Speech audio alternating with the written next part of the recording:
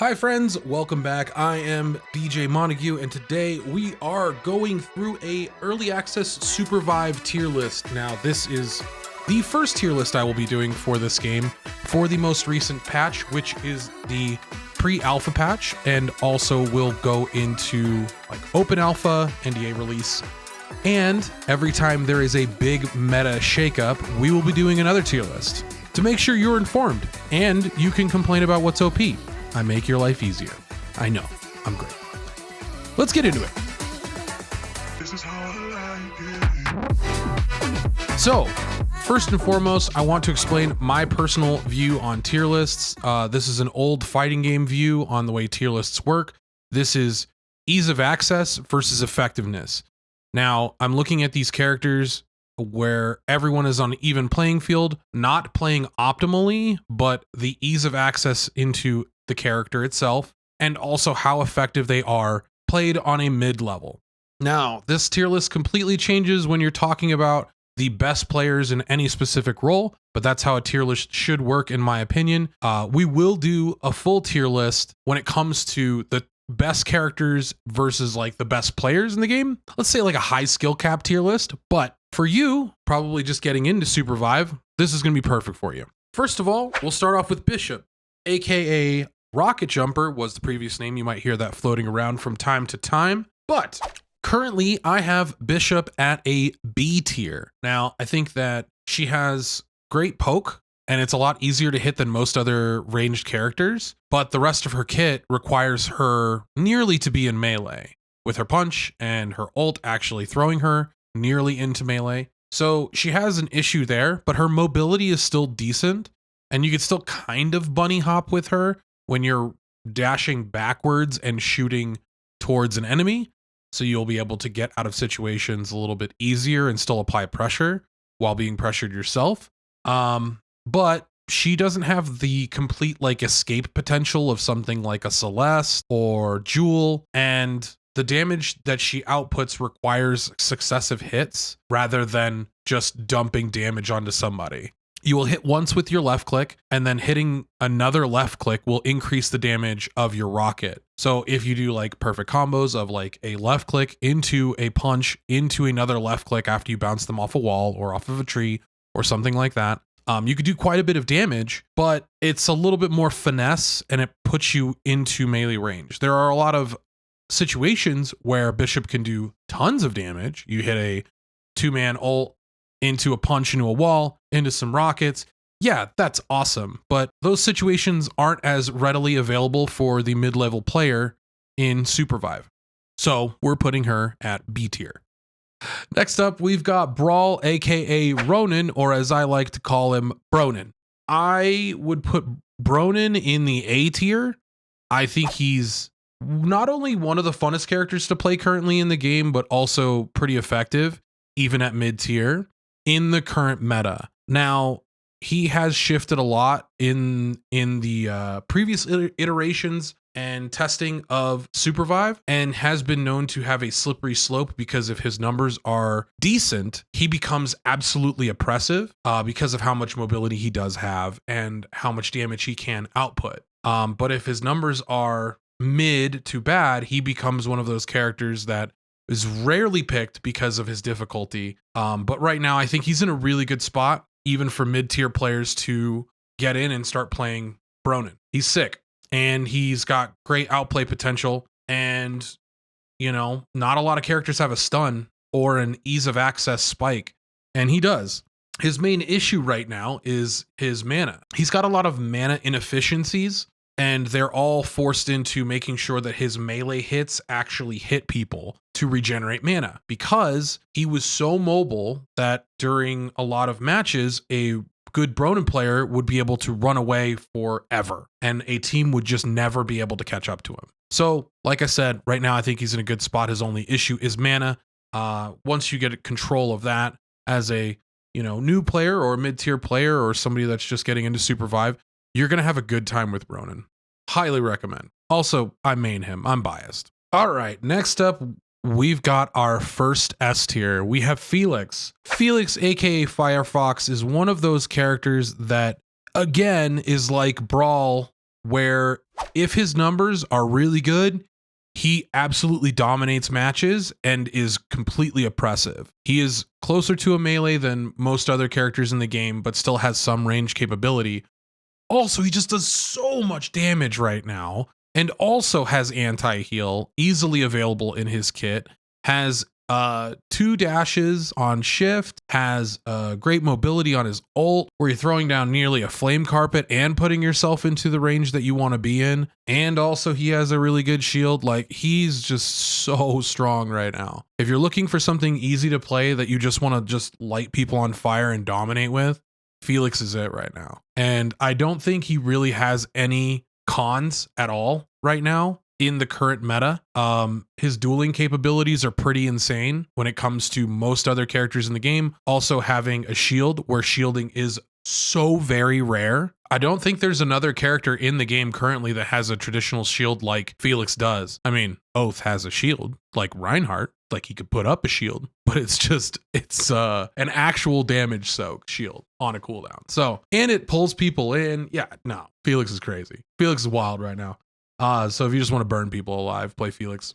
Next up, we have Ghost. Also would put Ghost into B tier, and Ghost, aka Assault, has quite a strange run as well. You could think of him traditionally like a soldier character. He has an assault rifle, and in a game that requires a decent amount of tracking, I mean, not bad. It's just without some of the parts of his kit, he has a tough time just absolutely shredding somebody. But once things come together, he can just obliterate teams as well. He's got a pretty good ranged ult, and his shift, if you just tap it, is a short range dash, which helps you reposition or dodge something. But he's also slowed down while he's shooting. So again, it's very much like that middle ground character. Like if you're just getting into SUPERVIVE and you want somebody that has an assault rifle, this is it. This is your dude. Like, it's the best way to put it. Now, he's got some issues with mana sometimes, and some players will take Mana Blade when they're playing BR or Arena with him as well.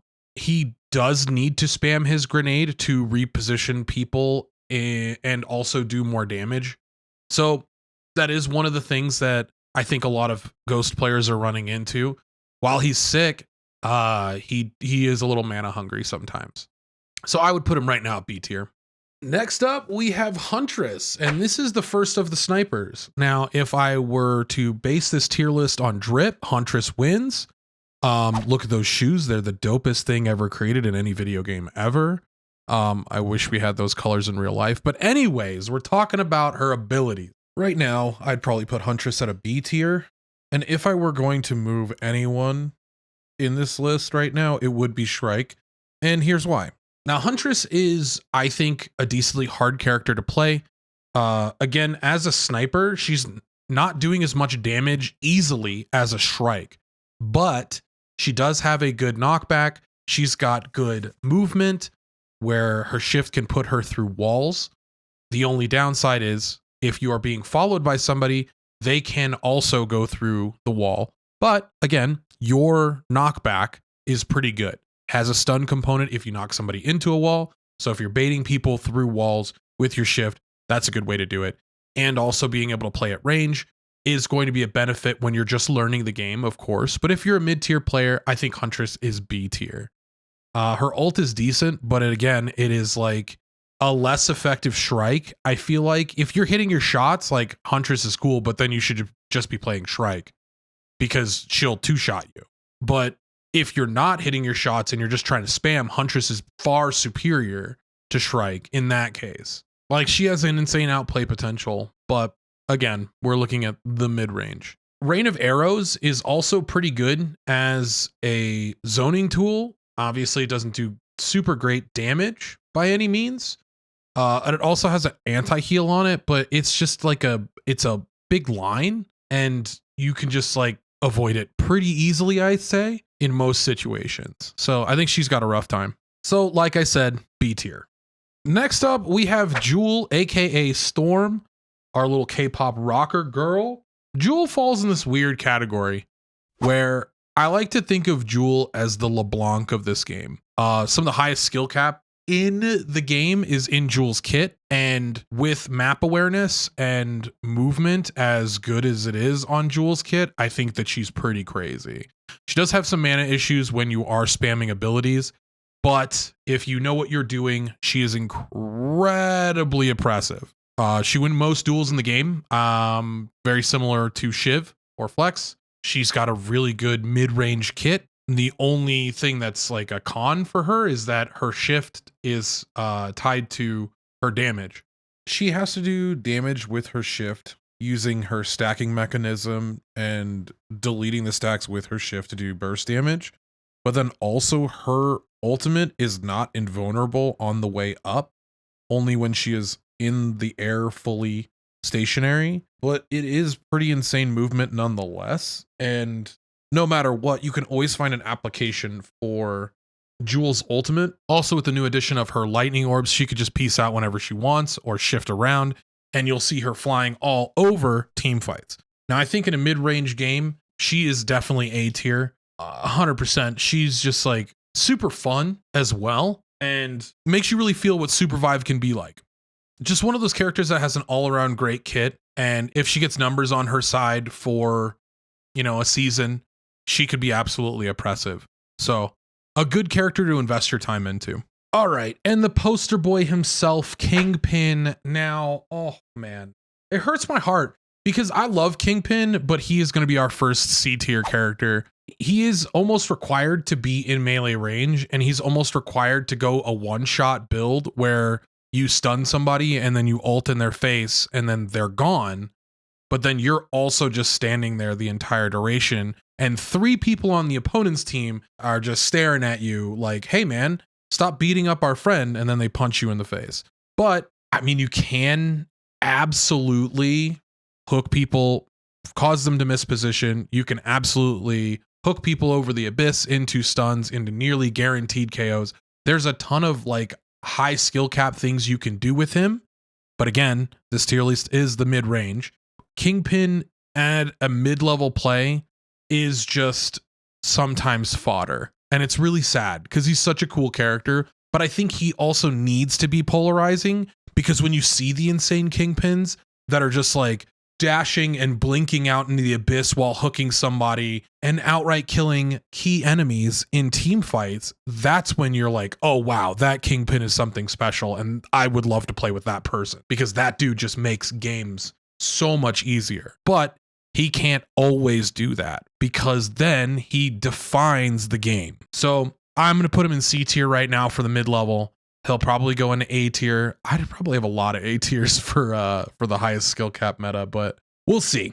We'll see when we actually put that video out. But friends, yes, C tier for right now. I love you, Kingpin. I'm sorry, bud. Also rated, I'm sorry. I'm so sorry. Next up, we have Shiv, also known as Flex. Again, one of the highest skill cap characters, I think, in the game. I'm going to put Shiv for right now. If I had it split up into like A plus and B plus, blah, blah, blah. I don't want to do that, especially for this early of a tier list, and consolidate and nitpick in that regard, especially when we're looking again at the mid-range. Shiv is one of those characters that even when played extremely poorly can still do really, really well. So A tier it is for her. She's almost like a snowball character, where if the team fight is going wrong, she just becomes more and more dominant because of her passive, but she does require you to hit your shots. Obviously, it is a skill shot game, and her shift is tied to her left click. If you end up missing during a team fight, especially after you shift in and you miss your special bullet on a specific target, or you have no means of truly like escaping because your shift is down, yeah, she becomes dog. But even a bad Shiv is like pizza. It's like you still got pizza, even if it's like frozen shitty pizza. You know what I mean? But sometimes the frozen pizza is delicious, right? That's Shiv. Her ult is insane. People will say she's something like a Lucian and Samira combined or something like that, but she is pretty wild, played at the highest skill cap, and you'll see some of the most insane plays in the Clips channel, in the Theorycraft Discord, and also the SUPERVIVE Discord. Yeah, she can get wild with it. So A tier. Her downsides are her shift being a skill dependent situation. You have to hit your shot afterward. And her dagger also guaranteeing that you are going to go to that spot eventually. I think it's something like 8 to 10 seconds. But I mean, you have so much time. You could do a lot of fake outs in 8 to 10 seconds. You can kill 4 people in 8 to 10 seconds if you're a good Shiv. A tier. All right. And to Shrike. We're going to put Shrike in B tier. I think that given how the meta is evolving, I don't think she's as oppressive as she once was. And again, with numbers, she can become incredibly oppressive.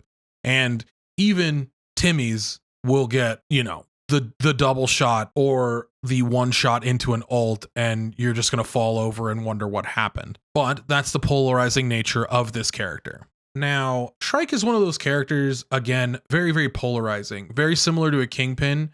Like at the highest level, she's wild and will absolutely hard carry team fights because she'll be two-shotting people left and right. But that requires you to hit every single shot. Also, understand some of the finer mechanics in her kit and her resets.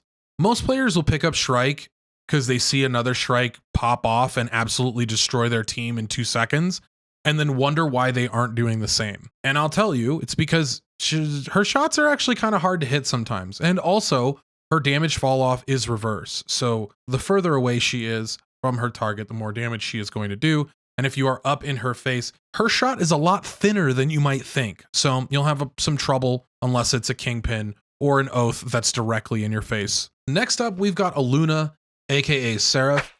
Now, this is our next S tier on the list.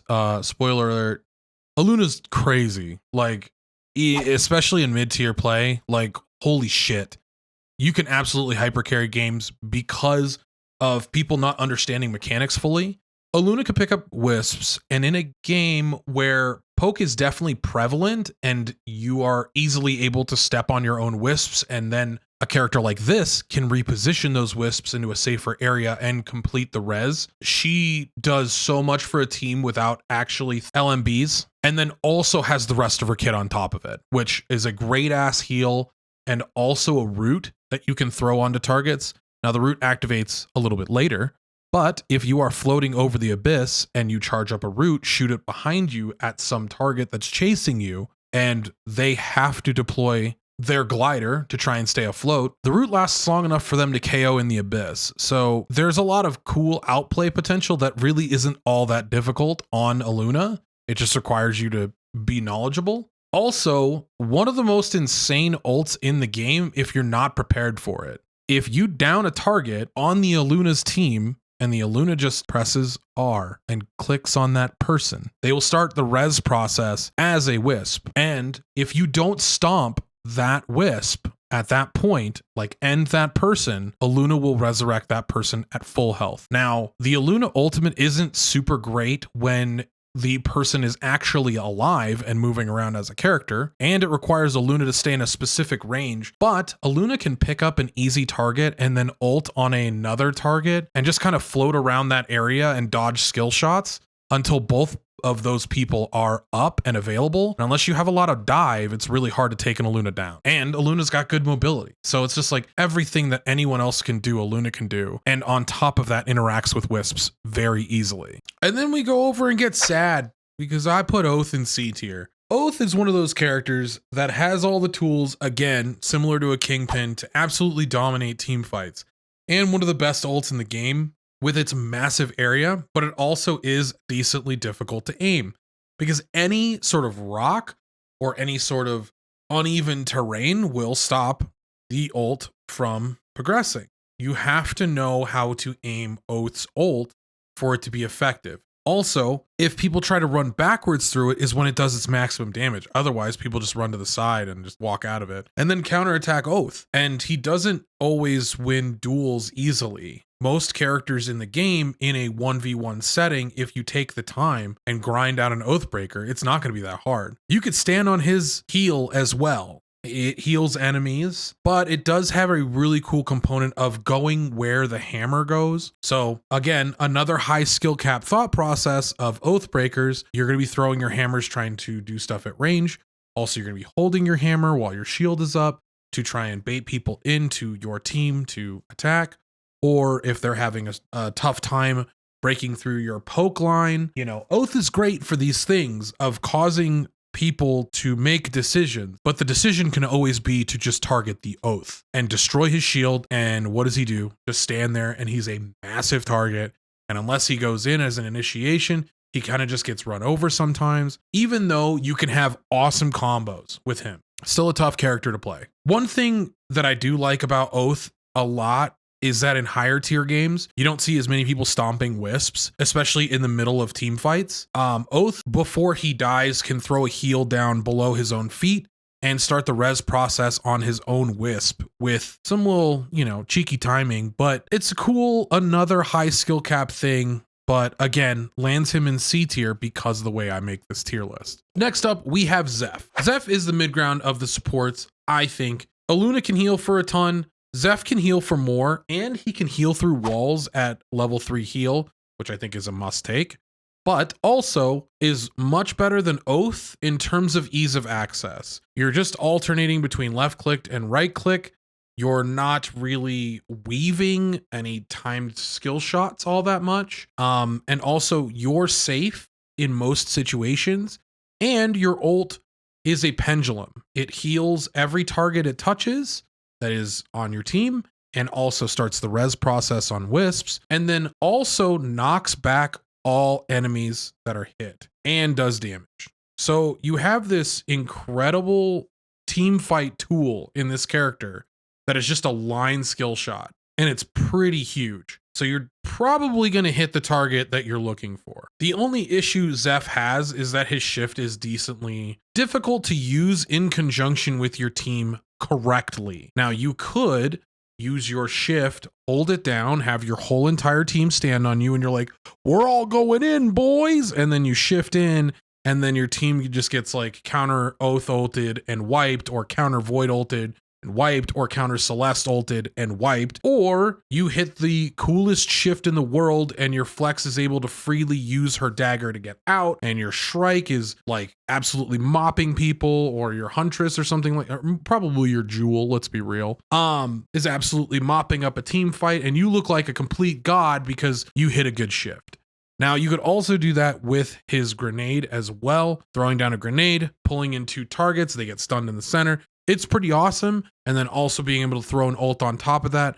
He's just A tier all around. He's really, really solid, and he's fun to play, and he's not that hard. Okay, and as we're winding down, we've got Celeste, aka Freeze, Mrs. Freeze, whatever you want to call her. Celeste is, was, and always will be incredibly good, just for the sheer fact that her ult is this strong. It is a very, very, very, very, very strong ult in a game where there's a lot of tight terrain, and the range of this thing is pretty huge. There's gonna be like usually 1 tree or 2 trees where most people are having massive fights break out. If she ults in a corridor, it's kind of hard to get out of the tight space because it does slow you, and it stuns at the end of it. She is immune during it. You can't really interact with her unless you're going for a knockback. Her kit incentivizes running away because she's so good at it.